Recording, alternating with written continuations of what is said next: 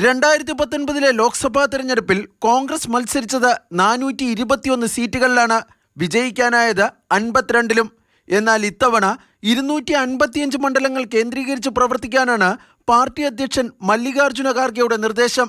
എത്ര മണ്ഡലങ്ങളിൽ മത്സരിക്കണമെന്നതിനെ സംബന്ധിച്ച അന്തിമ തീരുമാനമായിട്ടില്ല.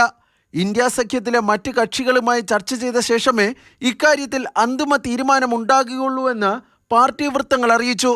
2019 തമിഴ്നാട്ടിൽ DMK, ബീഹാറിൽ RJD, മഹാരാഷ്ട്രയിൽ NCP, കർണാടകത്തിൽ JDS, ജാർഖണ്ഡിൽ JMM എന്നീ പാർട്ടികളുമായി സഖ്യത്തിൽ ഏർപ്പെട്ടുകൊണ്ടാണ് കോൺഗ്രസ് മത്സരിച്ചത്. എന്നാൽ ഇത്തവണ സഖ്യത്തിലേർപ്പെടുന്ന പാർട്ടികളുടെ എണ്ണം കൂടുതലാണ്. അതിനാൽ കൂടുതൽ വിട്ടുവീഴ്ചകൾ പാർട്ടിക്ക് ചെയ്യേണ്ടി വരും.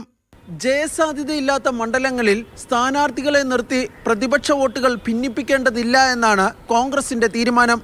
2019 കോൺഗ്രസ് ഉത്തർപ്രദേശിൽ മത്സരിച്ചത് 70 മണ്ഡലങ്ങളിലാണ്. ഇത്തവണ 1/2 ഡസനിലധികം മണ്ഡലങ്ങളിൽ മത്സരിക്കാൻ സാധ്യതയില്ല. പശ്ചിമബംഗാൾ, പഞ്ചാബ്, മഹാരാഷ്ട്ര എന്നിവിടങ്ങളിൽ കൂടുതൽ സീറ്റുകളിൽ മത്സരിക്കണമെന്നാണ് സംസ്ഥാന നേതാക്കളുടെ ആവശ്യം.